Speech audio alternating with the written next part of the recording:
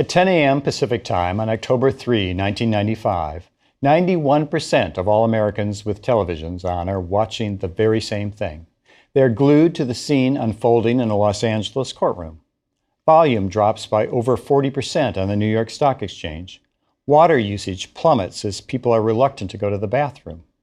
President Clinton leaves the Oval Office to gather around a television with his staff. After 133 days of televised testimony, the jury has reached its verdict in the murder trial of O.J. Simpson. When the clerk for Judge Lance Ito announces the verdict of not guilty, some Americans gasp in surprise and horror. Others cheer and celebrate. What is striking about reactions to the verdict is how much they seem to be divided along racial lines. In the polling that follows the verdict, a substantial majority of white Americans say the verdict was wrong. An overwhelming majority of African Americans tell the pollsters that the jury got it right. How did the Simpson trial come to command such attention? What is it about the evidence in this case that caused it to be seen so differently by people of different races? In what ways did the Simpson trial change the way celebrity trials are handled? These are just a few of the questions we will address as we look at a trial Vanity Fair writer Dominic Dunn called A Great Trash Novel Come to Life, a mammoth fireworks display of interracial marriage, love, lust, lies, hate, fame, wealth, beauty, obsession, spousal abuse, stalking, broken-hearted children, the bloodiest of bloody knife-slashing homicides, and all the justice that money can buy.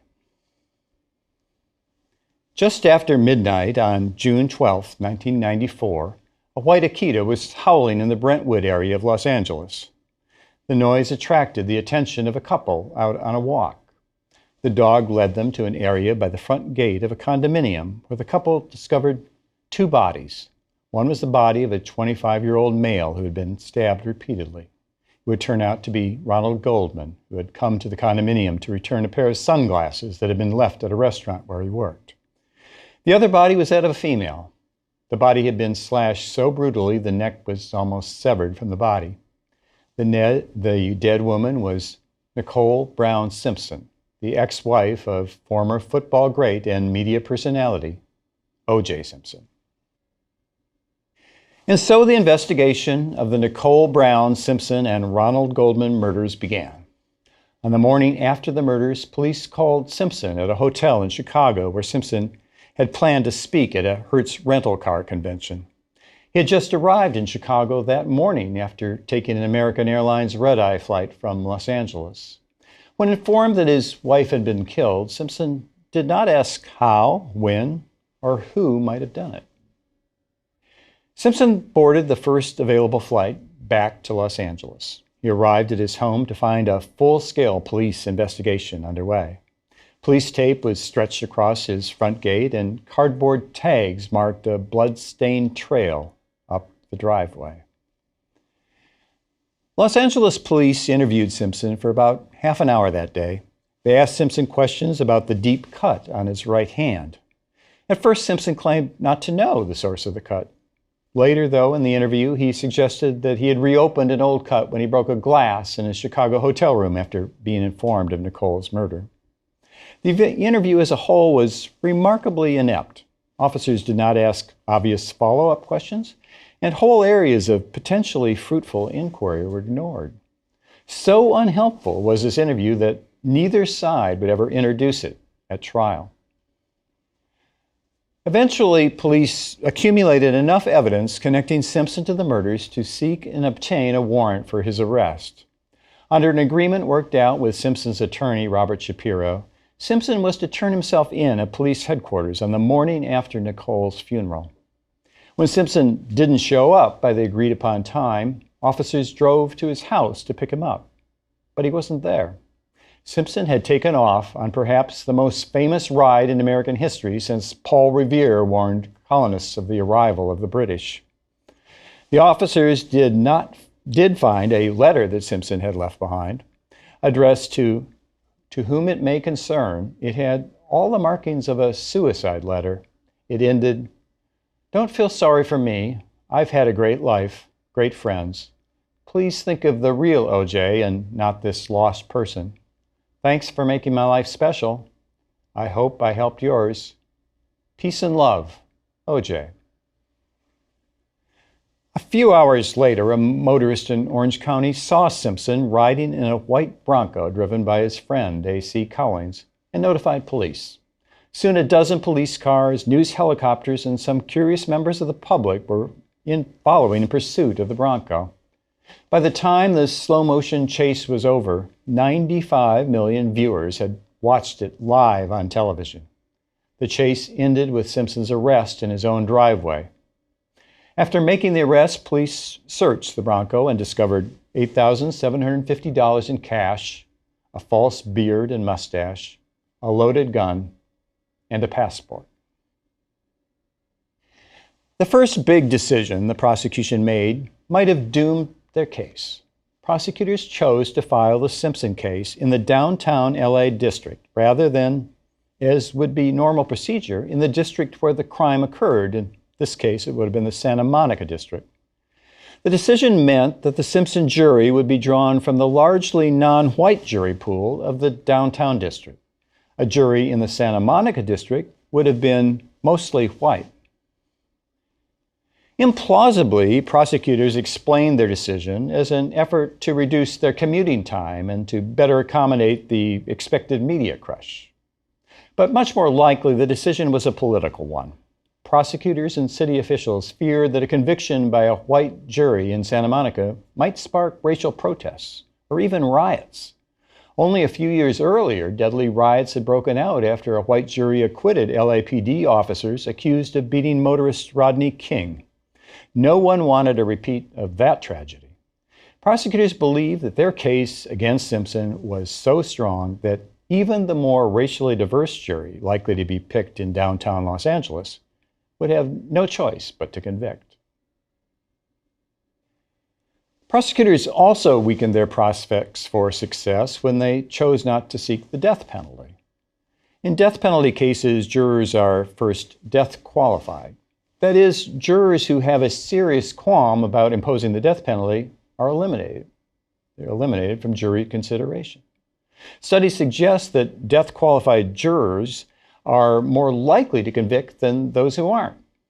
Typically, the excluded jurors are disproportionately African American and female, populations that also tend to be less conviction-prone. At his arraignment in July, Simpson was asked the question, "How do you plead?" Simpson answered, "Absolutely 100% not guilty, Your Honor."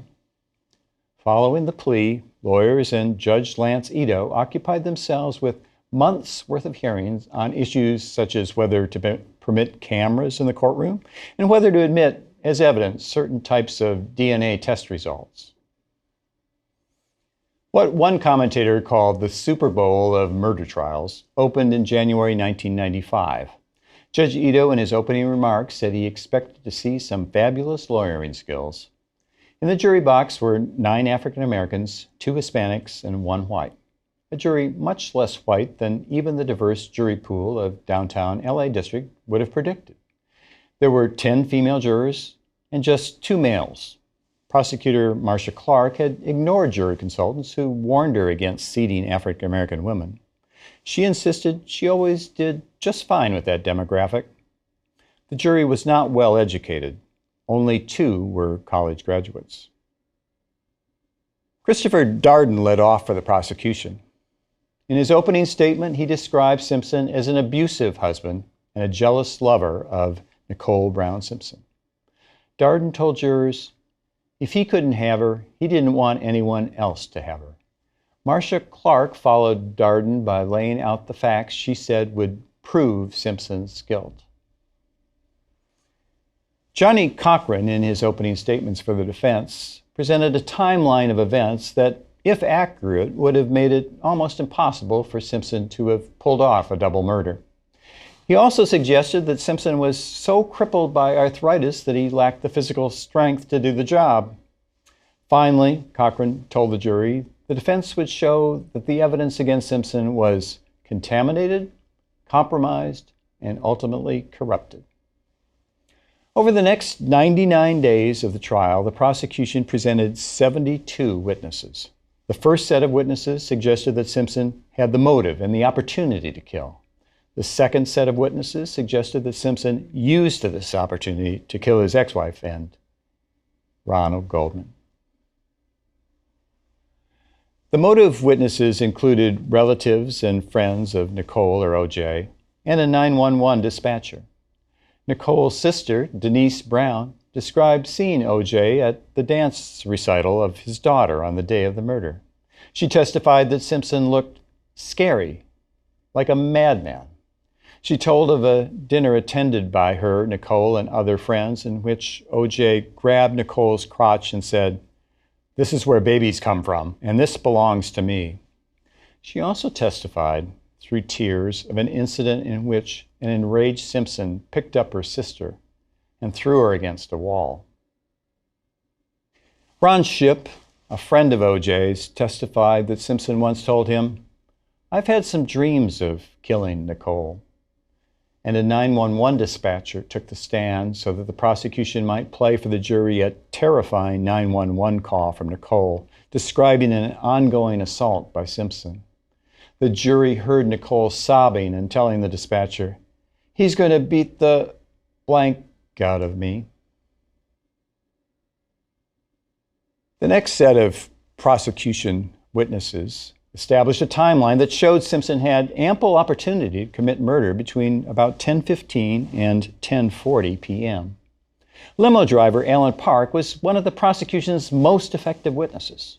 Articulate, personable, and a neutral observer of events. Park testified that he arrived at the Simpson home at 10:25 p.m. on the night of the murders to pick up O.J. for his flight to Chicago. He rang the doorbell repeatedly, but no one answered. Shortly before 11 o'clock, according to Park, a shadowy figure, black, tall, about 200 pounds, and wearing dark clothes, walked up the driveway and entered the house. A few minutes later, Simpson emerged and told Park he had overslept. Park testified that as Simpson entered the limo, he carried a small black bag. The prosecution hoped the jury would conclude that this bag contained a bloody knife, but Park did not know its contents. Park told the jury that Simpson would not let him touch that bag, a bag that has never been seen since. A sky cap at the Los Angeles airport testified he saw Simpson near a rubbish bin, and the prosecution hoped the jury would draw the obvious conclusion. Simpson house guest Cato Kalin was one of the more colorful characters. Kalin testified that he and Simpson returned from a run for Big Macs and French fries about 9:36 p.m. Kalin said he didn't know Simpson's whereabouts after that. Kalin said he did, however, hear thumps on the house wall just before 11 o'clock, the same time that Park witnessed a figure enter the house. The prosecution also produced telephone records that showed Simpson used his automobile cell phone to call his girlfriend at 10:03 p.m. The defense did not attempt to explain why Simpson would make a call on his car cell phone at a time when he claimed to be in his backyard practicing his golf stroke. A final set of prosecution witnesses directly tied Simpson to the two murders. The evidence was technical and it was circumstantial. For the most part, the evidence consisted of the results of blood, hair, fiber, and footprint analysis from the crime scene and Simpson's home. The footprints in particular were unusual. From Bruno Magli's size 12 shoes. Only 200 pairs of the luxury shoe were imported into the United States. Simpson wore size 12 shoes, and he certainly could afford Bruno Magli's. Now, this testimony was compelling, if, that is, one assumes the accuracy of the testing. Without getting too technical, one of the blood tests, called an RFLP test, looked at the blood found on two black socks found in O.J.'s bedroom. According to prosecution testimony, Nicole's blood matched the blood found on the bloody socks. Moreover, the witness contended, Nicole was likely the only person on the entire planet whose blood would be a match. A second RFLP test indicated that blood found at the crime scene could have come from only 1 out of 170 million sources of blood, and that O.J. Simpson fit that profile. Blood on the ring finger of Simpson's glove was a match for Ronald Goldman. Some samples of blood taken from the Bronco proved to be matches for O.J., others matches for Nicole. Evidence like this left the defense with little choice. They had to convince the jurors that the blood samples were contaminated or were planted by corrupt police officials. And this is exactly what they did. The LAPD officer who found a bloody glove outside Cato Kalin's bedroom turned out to be a godsend for the defense's corrupt police theory. The officer was Mark Fuhrman. When he testified for the prosecution, Fuhrman was an impressive witness. In his book about the trial, defense lawyer Robert Shapiro observed, Marcia Clark treated him like he was a poster boy for apple pie and American values. Fuhrman was cross-examined by defense lawyer F. Lee Bailey. The lawyer compared Fuhrman to a 1,800-pound marlin hooked, gaffed, and already on the boat. Bailey asked the detective a question that seemed to come out of the blue. In the past 10 years, had Fuhrman ever used the N-word? Fuhrman replied that he never had done so. Absolutely not. Now, we'll get back to that claim in a moment. Suffice it for now to say, it will come back to haunt the prosecution in a very big way. Fuhrman proved to be just the first of 2 major prosecution disasters. Prosecutor Christopher Darden, confident that the bloody gloves belonged to Simpson, made a dramatic courtroom demonstration. He asked Simpson, in the full view of the jury, to try on the gloves worn by Nicole's killer. Judge Ito ordered a bailiff to escort Simpson to position near the jury box. Darden instructed Simpson, "Pull them on, pull them on." Simpson seemed to struggle with the gloves. Then he said, "They don't fit, see? They don't fit." Years later, in a CNN interview, Shapiro offered details about the bloody glove demonstration. Shapiro revealed he had tried on the gloves himself before the demonstration, and he knew they wouldn't fit his client. And there are good reasons why they didn't. The gloves might well have shrunk because of the blood, and it turned out from later photos, Simpson seemed to like to wear poor-fitting gloves. Shapiro said he told Simpson, "I want you to walk as close to the jury as you can, hold up your hand like you're carrying the Olympic torch, and pull and tug on that glove, because it will not fit." In his closing argument, Johnny Cochran memorably summed up the meaning of the glove demonstration for the jury. "If it doesn't fit, you must acquit." Simpson was a celebrity. He was wealthy. He golfed. He lived in a mostly white neighborhood and had a large number of white friends. When the trial began, most commentators did not see the Simpson trial as one that would turn on issues of race. But as the trial developed, it became apparent that the defense saw race as having a lot to do with the case. A good illustration was a field trip to the Simpson home that included the judge, the jury, lawyers for both sides, the defendant, and a bevy of media types. The defense used the trip as an opportunity to put a favorable spin on Simpson's life. Before the jury arrived at Simpson's home, down came a picture of O.J.'s white girlfriend. In its place, up went a Norman Rockwell print from Johnny Cochran's office that depicted an African-American girl being escorted to school by federal marshals. Pictures of Simpson standing with white golfing buddies were replaced with pictures of his mother and other African-Americans. A Bible was installed conspicuously on an end table in the living room. The tour went wonderfully well for the defense. The strategy of the Simpson defense team, called the Dream Team by the media, was to undermine the prosecution's evidence concerning motive, to suggest Simpson was physically incapable of committing the crime, and to raise doubts about the prosecution timeline. Finally, to suggest that key physical evidence against Simpson was either contaminated or planet. As successful as the defense strategy was, it was not without its own miscalculations. Simpson's doctor testified that O.J., despite looking like Tarzan, was in about as good a condition as Tarzan's grandfather. He said Simpson suffered from arthritis and other problems. But on cross-examination, the prosecution countered with a video taken shortly before the murders. In it, Simpson leads a demanding physical exercise. Especially embarrassing for the defense is a quip on the tape from Simpson. As O.J. performs an exercise that involves punching his arms back and forth, Simpson tells exercisers they might want to try this workout at home with the wife. The defense took a dramatic turn when Laura McKinney, a North Carolina screenwriter, was called to the stand. Prosecutors had fought tooth and nail to keep her from testifying, arguing unsuccessfully that her testimony would be far more prejudicial than probative. McKinney had hired Detective Mark Fuhrman to consult with her on police issues for a script she had written. Unfortunately for the prosecution, McKinney taped her interviews with Fuhrman, and what she had on tape was explosive. Fuhrman, who as a prosecution witness had denied using the N-word, used it many times on McKinney's tape. Equally damaging, Fuhrman disclosed on tape that he had sometimes planted evidence to help secure convictions.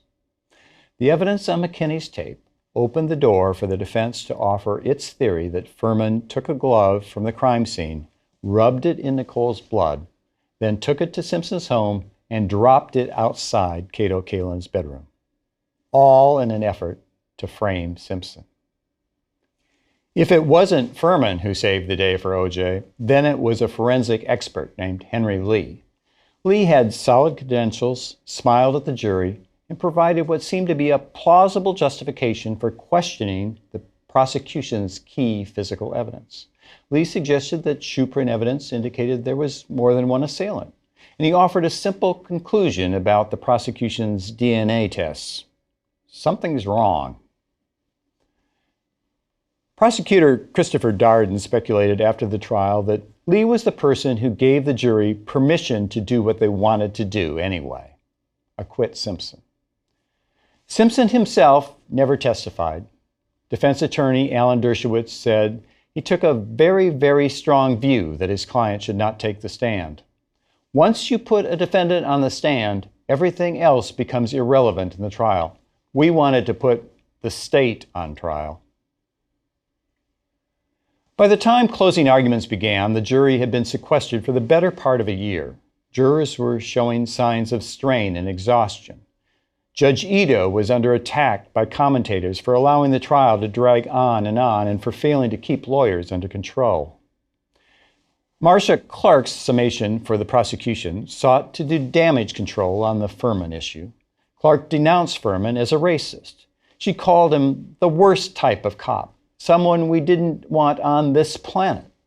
But she told the jury that didn't mean there was a frame-up. She took the jury again through the prosecution's mountain of evidence as puzzle pieces on a video screen accumulated to reveal the face of O.J. Simpson. Christopher Darden followed Clark.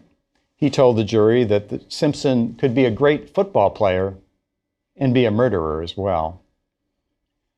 Johnny Cochran's summation for the defense added controversy to an already very controversial trial. His own co-counsel, Robert Shapiro, later condemned him for not only playing the race card, but playing it from the bottom of the deck. Cochran compared Fuhrman to Hitler. There was another man not too long ago in this world who had those same views, who wanted to burn people, who had racist views and ultimately had power over people in this country. This man, this scourge, became one of the worst people in the world, Adolf Hitler, because people didn't care, didn't stop him.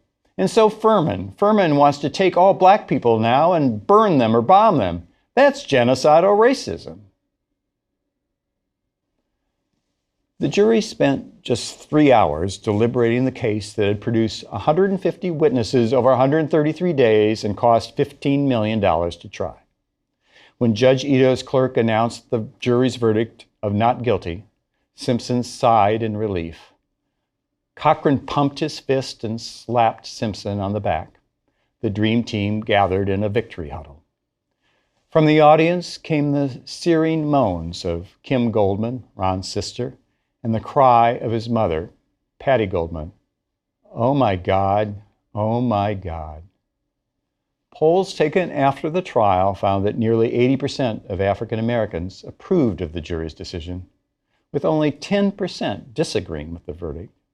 On the other hand, a solid majority of whites said justice was not done.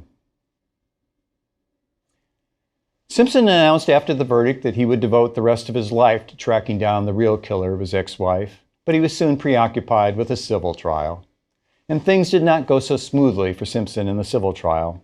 Forced to testify, he clumsily tried to explain the unexplainable. In his civil deposition, Simpson claimed he never wore what he called those ugly-ass size 12 Bruno Magli shoes that matched the bloody footprints by Nicole's condo. Then multiple photos surfaced showing Simpson wearing those exact shoes.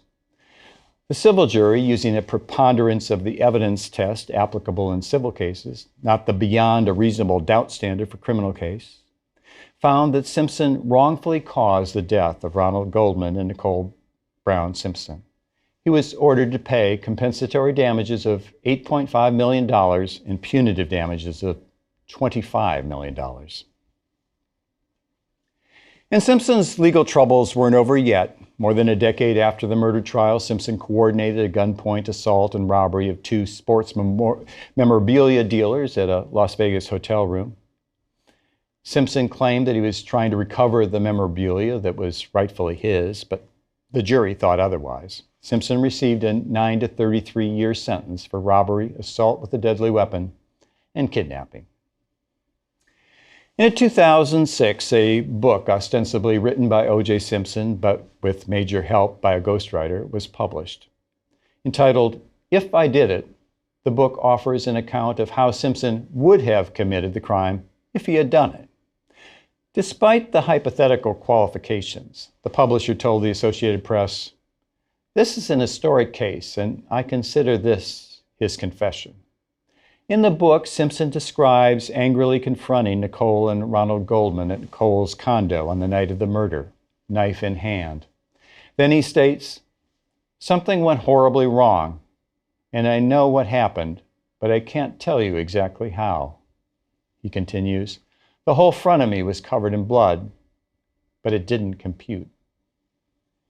Publication of the book was met with a barrage of criticism, and the book was recalled. A court subsequently seized the publishing rights and awarded them to Ron Goldman's family as an asset to pay off Simpson's civil damages. The book was retitled, "If I Did It, Confessions of the Killer." The Simpson trial was in one sense just a trash novel come to life, but in another sense it was a great trial. It revealed in a way that got everyone's attention the polarization of racial attitudes on issues such as law enforcement. It showed that African Americans are, on the whole, much more likely to suspect police of racism and misconduct than are whites. The differences seem rooted in African Americans' own experiences with law enforcement. It may be for that insight, more than anything, that the Simpson trial will be remembered. But the trial had other profound effects. It created a greater awareness of domestic violence issues. It provided lessons on how not to run a criminal trial, lessons that have been applied by judges in subsequent celebrity trials. Finally, the Simpson trial reversed what had been a powerful trend towards allowing the use of cameras in criminal courtrooms. But while they were there in the Simpson courtroom, television cameras made possible a new type of immersion journalism, journalism that follows a sensational story almost obsessively day after day, a type of journalism that still flourishes today. And with that, we've reached the end of our 24-lecture tour of some of the world's greatest trials. We've traveled across many centuries, from ancient Athens to modern America. We've considered trials focused on corruption, assassination, war crimes, and massacres. We've seen trials affected by superstition, racial bias, and ideological blinders. Our trials have been trials of consequence. Some have advanced great social causes. Others have turned defendants into martyrs, men like Socrates, Thomas More, Louis Riel, and Nelson Mandela. Still, other trials have been the means to both punish defendants and educate the public. Consider, for example, the trials at Nuremberg. And we've seen trials that were about much more than just the fate of the defendants, as in Clarence Darrow's use of the Leopold and Loeb trial to mount a frontal assault on the death penalty, or a year later, his attempt to put fundamentalism on trial in the Scopes case. Unfortunately, we've also seen how trials can go awry. Just think of the witchcraft trials in Salem, the wrongful prosecution of the Scottsboro boys, and the McMartin preschool case. But all these cases, no matter how they were prosecuted or what judgments they reached, all of them offer lessons that we can use today. Lessons that can help us avoid repeating the errors of the past. Lessons that can strengthen our commitment to the goal of justice for all.